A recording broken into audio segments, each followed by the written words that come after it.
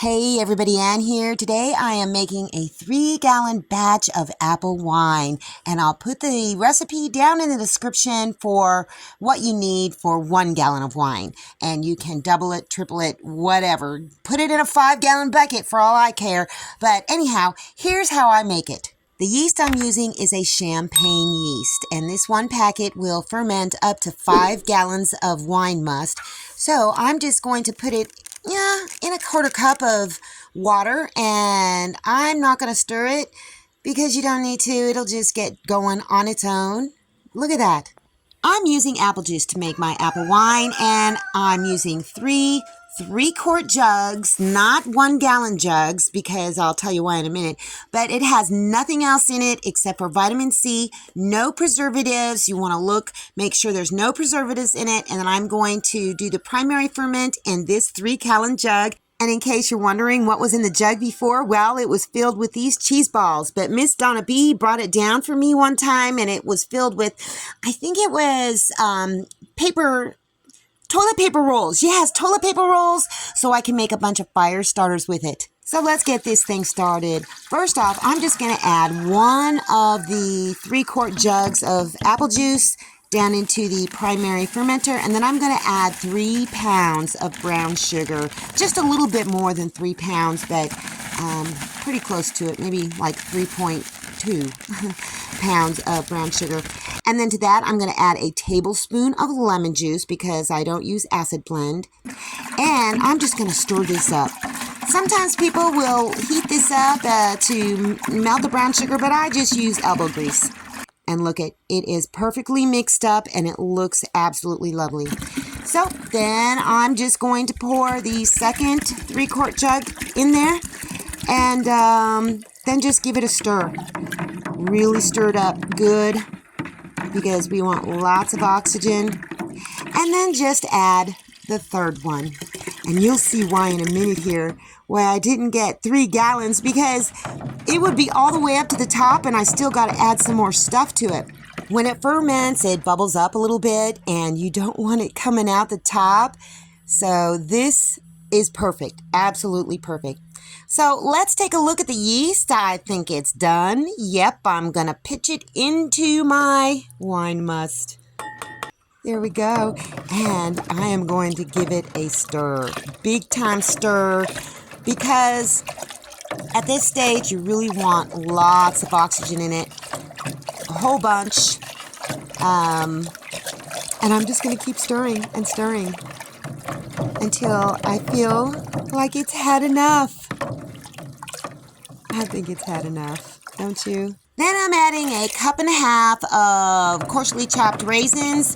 They will provide a little bit of nutrition for the yeast, so it will continue fermenting. And then I just need to cover it up with something. And this clean white cloth will do just fine.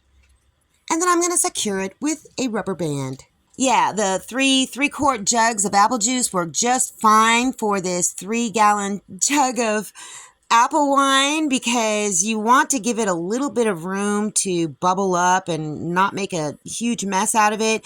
So I will just let this sit for probably about a week. It might go quicker because it's warm outside, and I'm probably going to just leave it outside.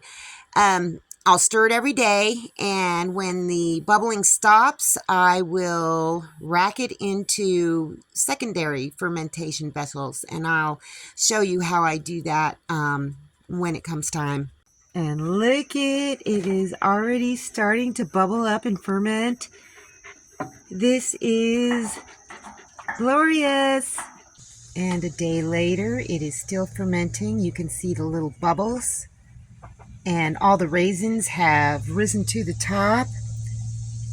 This is going swimmingly. So I'm just going to remove this little thing off the top and give it a good stir. Ooh, it really smells delicious. So give it a good stir. And I sanitize the spoon every time before I stir it. So I'll do this every day until it stops bubbling. Listen to that. It's doing great, you guys. I actually stir it for about 30 seconds. Try not to spill any of it out the top. And then just cover it up again. Look it, I'm making sun coffee. I get these little tea bags that they're empty and fill them with coffee and sprinkle a little cinnamon in it. And just let it sit out here all day and bake so that I can make iced coffee with it because I'm out of instant coffee. I've let the sweet babies out into this run. I had to open this up because some of them got confused and couldn't find their way in and out of this part. But I've tossed some feed out here. And I got this little platform thing from Tractor Supply. It was in the to-be discarded pallet heap. And it makes a nice little platform.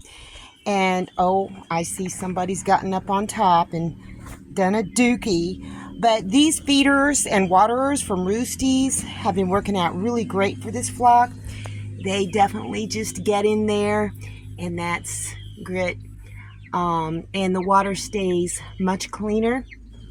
I still keep food and water in there until they get used to it. But they've all come out and kind of explored a little bit, got up on this roost and got up on that roost, and they seem to be doing pretty good. They're running around all over the place.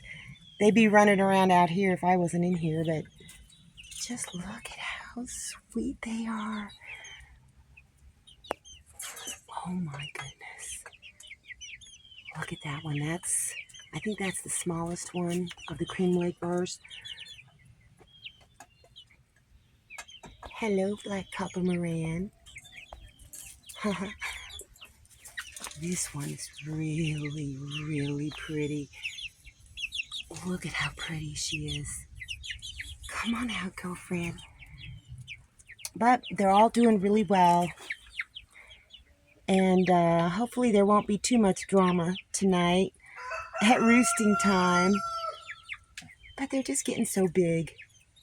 Well, the rest of the day has to be spent gathering materials and supplies.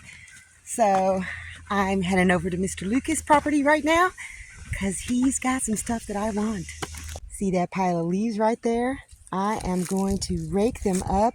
They're in this culvert anyhow, so it's best they be gotten out of there anyhow.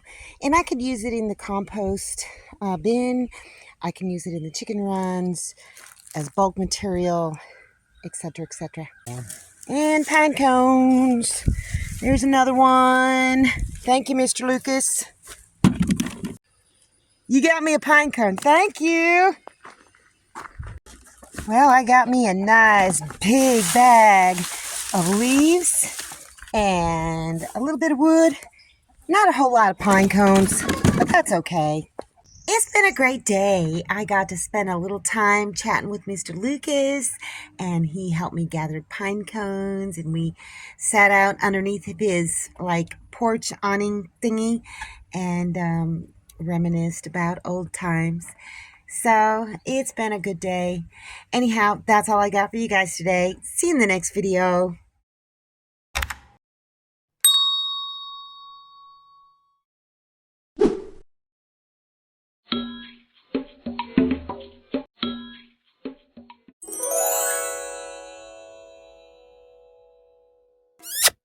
Thanks for watching, everybody. I hope you enjoyed the video. Make sure you like, subscribe, hit the bell, and y'all have a good one.